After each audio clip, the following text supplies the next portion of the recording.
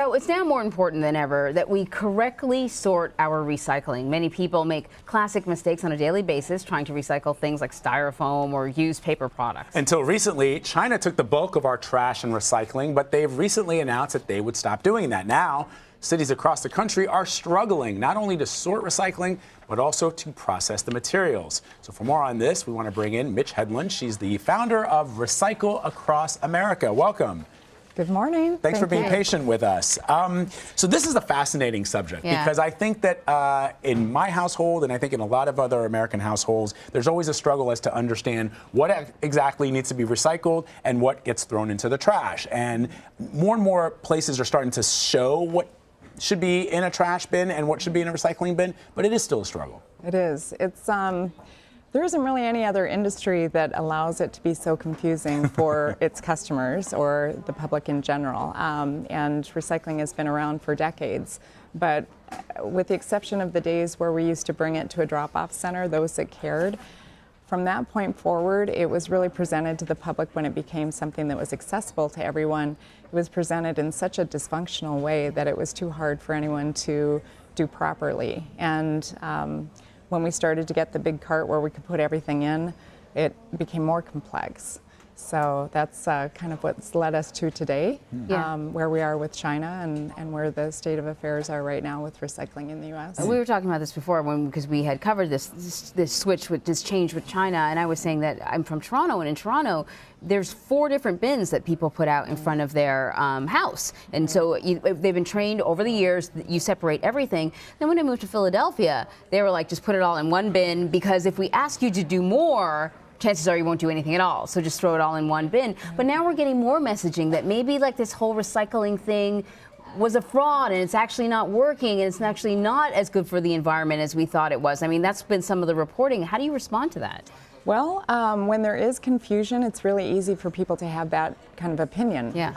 You know, the way that recycling is presented to the public, just to give you an example of how the confusion starts. For every business, including your business here, your building here, or a school next door, or anything up and down the street, someone within those buildings is having to figure out how to put a bin system inside your building so you know what to do, and so everybody else here knows what to do. They have to figure out how to label their bins themselves, and often they're designing their own labels. So literally across the U.S., everyone is doing their own thing with labels. Right. And all of us, 320 million plus, who care about this, walk up to a bin, and it's hard for us to take it seriously when it looks like it shouldn't be taken seriously. We don't do that with road safety. Right. You know, we go through driver's ed once when we're 15, and for the rest of our lives we can drive around the country and know exactly what to do because every instruction, even if the rules are different, are standardized. Right. But the whole idea of everything suddenly going into one bin without some consistency with labeling and information just makes it kind of a perfect storm. It does strike me that generally those things, as you point out, that are consistent and are standardized around the world are things that have to do with our immediate safety. Right. So driving, if you don't know what signs mean in foreign languages, you're going to have a problem. Whereas things, for example, like outlets, which you would think would be consistent around the world, are not. They are still, you know, you got to travel with multiple different outlets. I wonder if it's sort of similar here with recycling. It's really hard. Like one of the things in New York City, and it may be unique to New York City, is takeout containers. You get all sorts of different takeout containers and delivery containers for various foods, and I have no idea. Some of them, you know, are recyclable, some of them are not, and I can't tell what they are. And you know, I'm getting old, I'm going blind, so if you look on the back and you can't tell, in the trash it goes. Maybe it should be recycled. Oh, throw in the recycling bin. No, it's not supposed to be recycled. My fiance will be like, no, this doesn't go in there. I don't know what to do.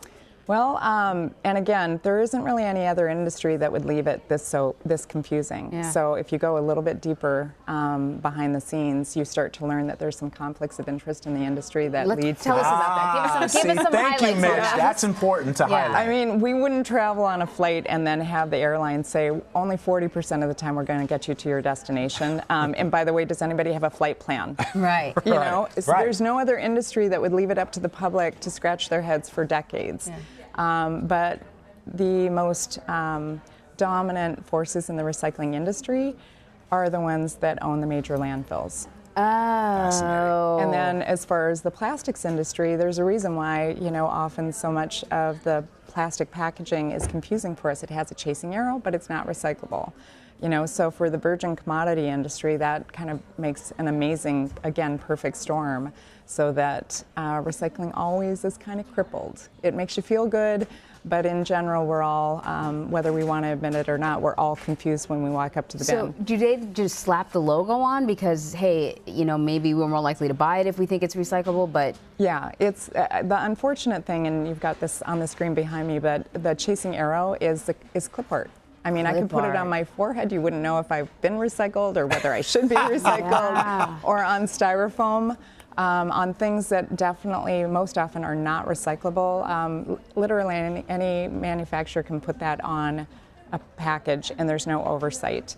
And then when it comes to the bin, you've got confusing, and I'll share this maybe online when people go afterwards, but confusing looking bins everywhere you go, and every label looks entirely different. So recycling, absolutely, and I mean this just wholeheartedly, it is the most important thing that we can do for the environment and for our existence on this planet. And you mentioned safety. This is safety. When I was born, there were 3.2, I mean, I am old, but not that old, 3.2 million people on this planet. Now there's 7.7 billion, excuse me. So it's over doubled in my lifetime. So the idea of just keeping to deplete our resources and see it as waste and not usable is a safety issue. Yeah. I got to tell you, really you said, it makes us feel good. I got to tell you, for me, recycling, on top of all the other neuroses that I have, right? Love, life, jobs, what to do with recycling, because you're thinking about baby seals and baby dolphins and you're not sure what you're supposed to do. It is one of the most stressful things, I think you can do when it comes to those things that, first world countries have to worry about. So thank you very, very much for stopping by, Mitch. This is really important information. Fascinating. Yeah, really important for our viewers. Thank you. All right, thank you.